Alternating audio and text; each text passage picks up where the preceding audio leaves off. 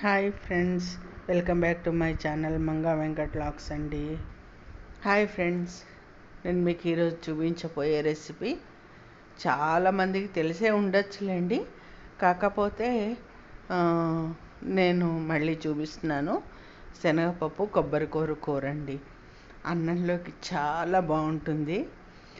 శనగపప్పుని కుక్కర్లో ఒక 3 నుంచి 4 విజిల్స్ రానిచ్చేసి ఉడికించేసుకోవాలి. ఆ తర్వాత మిక్సీ జార్లో పచ్చిమిర్చి, పచ్చి కొబ్బరి, నేను ఎక్కువగా వంటల్లో పచ్చి కొబ్బరి వాడతానండి.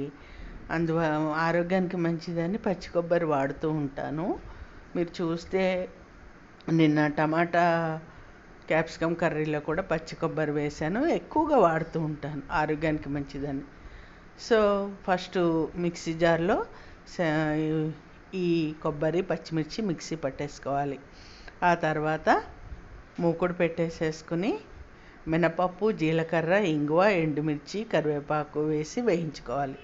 వేయించుకున్న తర్వాత మనం మిక్సీ పట్టుకున్న కొబ్బరిని కూడా, పచ్చి కొబ్బరిని కూడా వేసేసి ఉప్పు, పసుపు వేసేసి కొద్దిగా వేయించుకోవాలి. చాలా ఈజీ అండి. ఎంత రుచిగా ఉంటుందంటే అంత రుచిగా ఉంటుందండి. అన్నంలో నెయ్యి వేసుకొని తింటే ఉంటుంది, మామూలుగా ఉండదండి.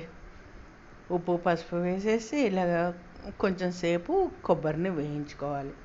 వేయించుకున్న తర్వాత ఉడికించుకున్న శనగపప్పు ఉంటుంది కదా, దానిని కూడా వేసేసి చక్కగా ఉప్పు, పసుపు అన్నీ కారం అంతా పట్టేలాగా కాసేపు మగ్గనివ్వాలి. దీనికి కాంబినేషను ఉల్లిపాయ పులుసు, అంటే బెల్లం వేస్తాం కదండి, మీరు వేసుకుంటారో లేదో నాకు తెలీదు. మేమైతే బెల్లం వేసుకుంటాము, అంటే స్వీట్గా ఉంటుంది కాబట్టి.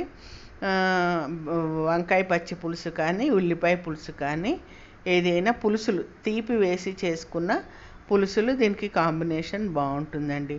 మెయిన్ అయితే ఉల్లిపాయ పులుసు లేదా వంకాయ పచ్చి పులుసు చాలా చాలా చాలా చాలా రుచిగా ఉంటుంది. దీనికి కాంబినేషను తప్పకుండా ట్రై చేయండి. చాలా ఈజీ. చూసారు కదా ఎంత ఈజీయో. జస్ట్ శనగపప్పును కుక్కర్లో ఉడకపెట్టుకోవడమే. కొంచెం చాలామంది ఇది ప్రసాదం కింద వాడతారండి వినాయక చవితి అప్పుడు. కానీ యాక్చువల్గా పాతకాలపు వంట అన్నమాట ఇది. పూర్వకాలం అన్నంలోకి చేసేవారు. సాయంత్రం అట్లా స్నాక్ లాగా కూడా కప్పులో పెట్టుకొని తినచ్చండి. చాలా బాగుంటుంది, అద్భుతమైన రుచిగా ఉంటుంది. స్నాక్ లాగా, టీ టైం స్నాక్ లాగా కూడా తినచ్చు. కాదేది కవితకు అనర్హం అన్నట్టు తినడానికి ఏది అనర్హం కాదు కదండి. అలాగా తప్పకుండా ఇది చేయండి. చూశారు కదా ఎంత సింపుల్, చాలా ఈజీగా చేసేసుకోవచ్చు.